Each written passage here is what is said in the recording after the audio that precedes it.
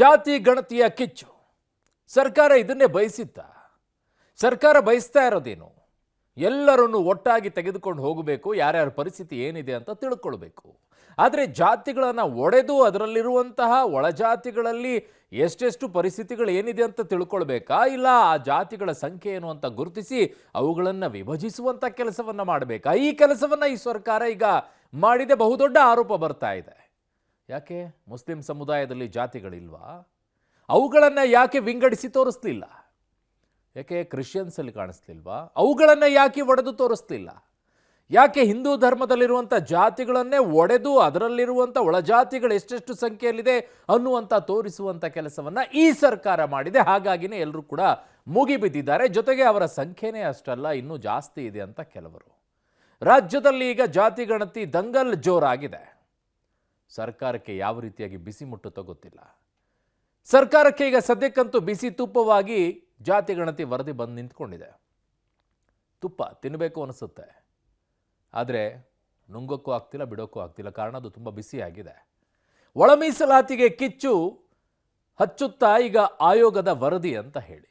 ಯಾಕೆ ಅಂತಂದರೆ ಜಾತಿಗಳನ್ನೇ ಒಡೆದು ಒಳಜಾತಿಗಳನ್ನು ಈಗ ಎಷ್ಟೆಷ್ಟು ಸಂಖ್ಯೆ ಅಂತ ತೋರಿಸ್ಬಿಟ್ಟಿದ್ದಾರೆ.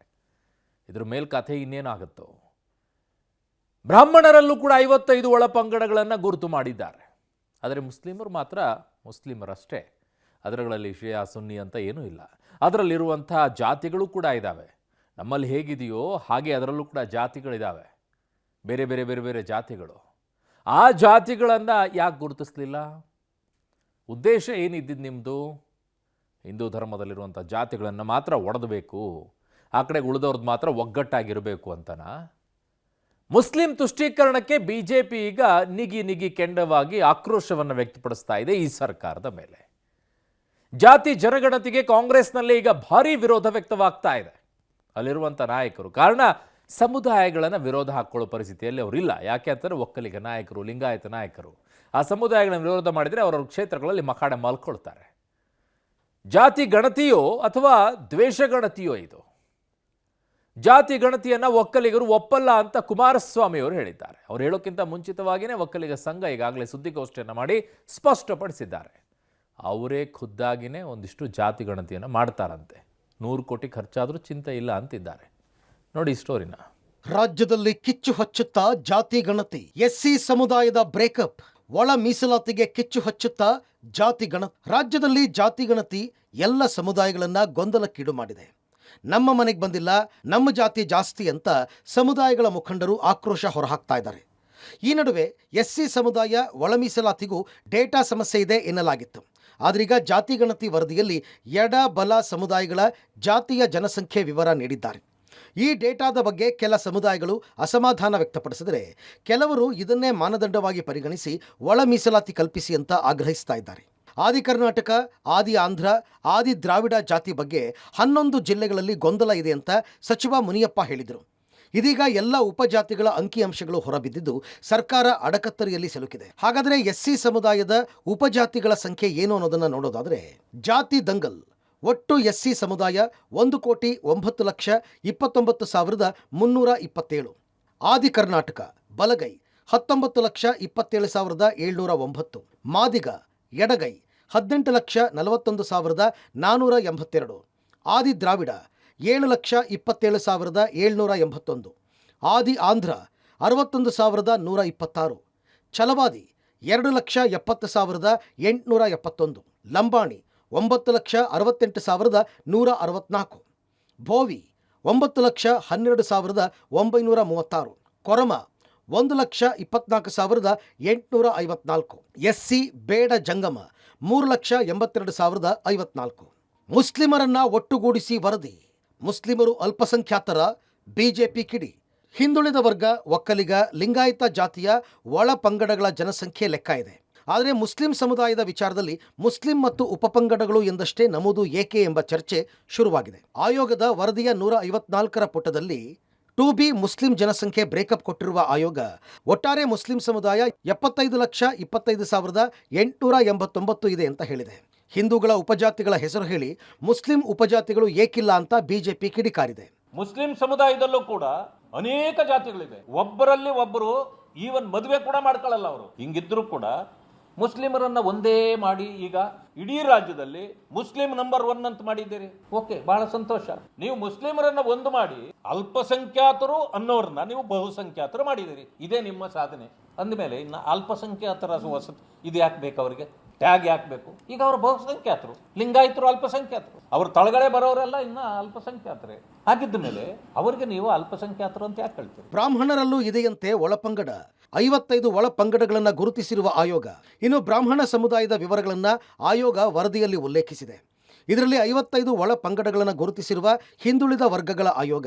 ರಾಜ್ಯದಲ್ಲಿ ಒಟ್ಟಾರೆ ಬ್ರಾಹ್ಮಣರ ಸಂಖ್ಯೆ 15,64,741 ಅಂತ ವರದಿಯಲ್ಲಿ ಉಲ್ಲೇಖಿಸಲಾಗಿದೆ.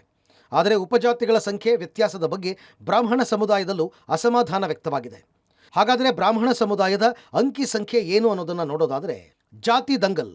ಒಟ್ಟು ಬ್ರಾಹ್ಮಣ ಸಮುದಾಯ 15,64,741. ಬ್ರಾಹ್ಮಣ 11,85,605. ಗೌಡ ಸಾರಸ್ವತ ಬ್ರಾಹ್ಮಣ 1,14,119. ಹವ್ಯಕ ಬ್ರಾಹ್ಮಣ 85,595. ಅಯ್ಯಂಗಾರ್ ಬ್ರಾಹ್ಮಣ 12,070. ಮಾಧ್ವ ಬ್ರಾಹ್ಮಣ 13,302. ಶ್ರೀವೈಷ್ಣವ 16,286. ಸಂಕೇತಿ ಬ್ರಾಹ್ಮಣ 1,276. ರಾಜ್ಯದಲ್ಲಿ 395 ಹೊಸ ಜಾತಿಗಳು ಪತ್ತೆ. ಜಾತಿ ಬಹಿರಂಗಪಡಿಸಲು ನಿರಾಕರಣೆ. ಇನ್ನು ರಾಜ್ಯದಲ್ಲಿ 395 ಹೊಸ ಜಾತಿಗಳು ಪತ್ತೆಯಾಗಿವೆ.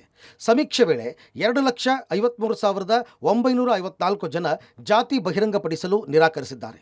1,34,319 ಜನ ನಾವು ಯಾವುದೇ ಜಾತಿಗೆ ಸೇರಿದವರಲ್ಲ ಅಂದರೆ 1,94,003 ಮಂದಿ ಜಾತಿ ಗೊತ್ತೇ ಇಲ್ಲ ಅಂದಿದ್ದಾರಂತೆ.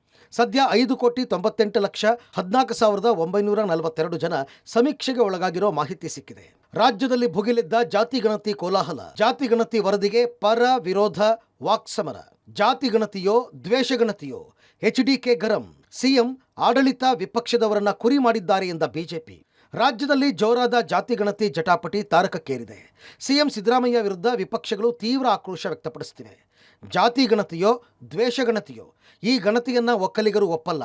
ಅನ್ಯಾಯದ ವಿರುದ್ಧ ಹೋರಾಟಕ್ಕೆ ನಾನು ಶತಸಿದ್ಧ ಅಂತ ಎಚ್ಡಿಕೆ ವಾರ್ನಿಂಗ್ ಕೊಟ್ಟಿದ್ದಾರೆ. ಸಿದ್ದರಾಮಯ್ಯ ತನ್ನ ಪಕ್ಷ ಹಾಗೂ ಪ್ರತಿಪಕ್ಷ ಇಬ್ಬರನ್ನೂ ಕುರಿ ಮಾಡಿದ್ದಾರೆ ಅಂತ ಬಿಜೆಪಿ ವಾಗ್ದಾಳಿ ನಡೆಸಿದೆ. ಸಿದ್ದರಾಮಯ್ಯನವರು ಒಂದು ಕಡೆ ಪಕ್ಷ, ಇನ್ನೊಂದು ಕಡೆ ವಿಪಕ್ಷ, ಇಬ್ಬರನ್ನೂ ಕೂಡ ಕುರಿ ಮಾಡೋದ್ರಲ್ಲಿ ಅವರು ಯಶಸ್ವಿಯಾಗಿದ್ದಾರೆ.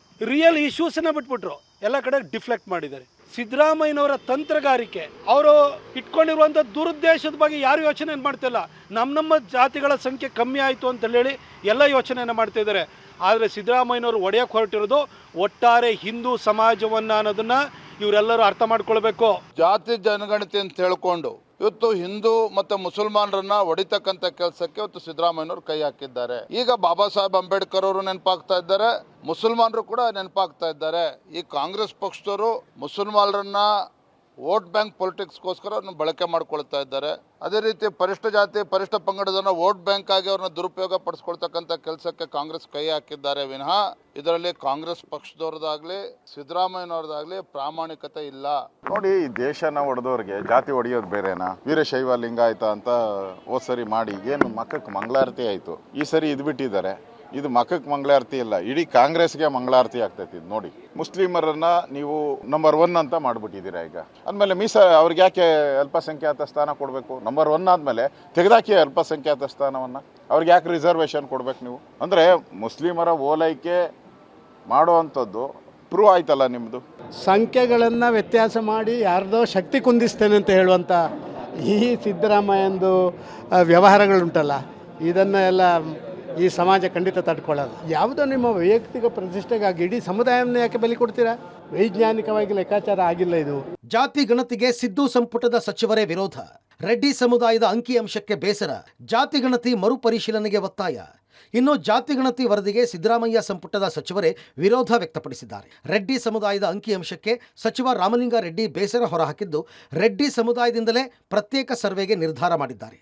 ಜಾತಿ ಗಣತಿ ವರದಿ ಮರುಪರಿಶೀಲನೆಗೆ ಒತ್ತಾಯ ಕೇಳಿಬಂದಿದೆ. ಒಂದ್ಸಲಿ ನಾವು ವೆರಿಫೈ ಮಾಡ್ತೀವಿ, ಜಾಸ್ತಿ ಇದೆಯಾ, ಸರಿ ಇದೆಯಾ, ಕಮ್ಮಿ ಇದೆಯಾ ಒಂದ್ಸಲಿ ಕ್ರಾಸ್ ಚೆಕ್ ಮಾಡ್ಕೊಡ್ತೀವಿ. ನಾವು ಜಿಲ್ಲಾವಾರು ಚೆಕ್ ಮಾಡ್ಕೊಂಡು ಮಾಡ್ತೀವಿ. ನಮ್ಮ ಹತ್ರ ಏನಾದರೂ ದಾಖಲೆ ಇದ್ದರೆ ಕರೆಕ್ಟಾಗಿ ನಮ್ಮದಿಷ್ಟು ನಮ್ಮ ಸಮಾಜದ ಇಷ್ಟಿದೆ, ನೀವು ಕಡಿಮೆ ತೋರಿಸಿದ್ದೀರಾ ಅಂತ ನಾವು ಕೇಳೋದಕ್ಕೆ ದಾಖಲೆ ಇರಬೇಕಲ್ಲ, ಅದಕ್ಕೆ ನಾವು ದಾಖಲೆ ರೆಡಿ ಮಾಡ್ಕೊಳ್ತೀವಿ. ಸರಿಯಾಗಿದ್ದರೆ ಓಕೆ, ಅಥವಾ ಕಮ್ಮಿ ಆಗಿರೋಕ್ಕೆ ಚಾನ್ಸ್ ಇರಲ್ಲ.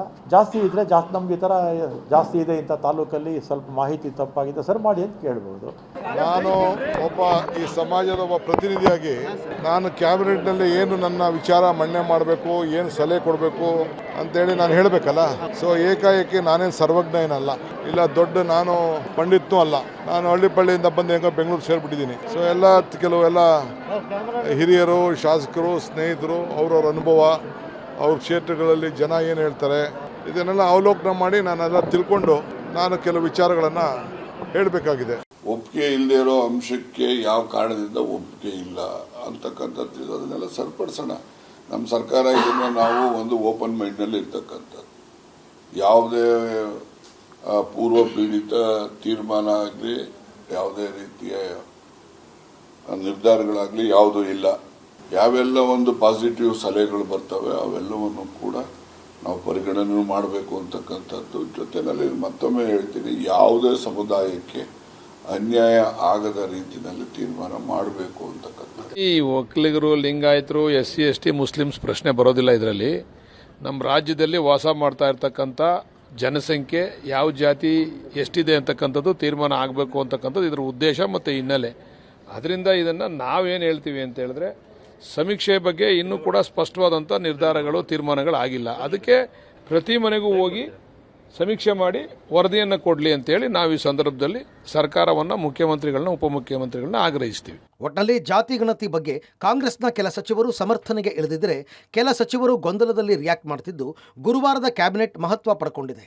ಈಗ ಸಚಿವರ ಕೈಗೆ ಕೊಟ್ಟಿರುವ ಜಾತಿ ಗಣತಿ ವರದಿಯ ಫೋಟೋ ಕಾಪಿ ಕೆಲ ಸಮುದಾಯಗಳ ನಾಯಕರ ಕೈ ಸೇರಿದ್ದು, ವರದಿ ಅಂಗೀಕಾರವೋ ಅಧ್ಯಯನಕ್ಕೆ ಸಮಿತಿಯೋ ಎಂಬ ಬಗ್ಗೆ ಸಿದ್ದರಾಮಯ್ಯ ತೀರ್ಮಾನ ಕುತೂಹಲ ಮೂಡಿಸಿದೆ. Political bureau, public TV.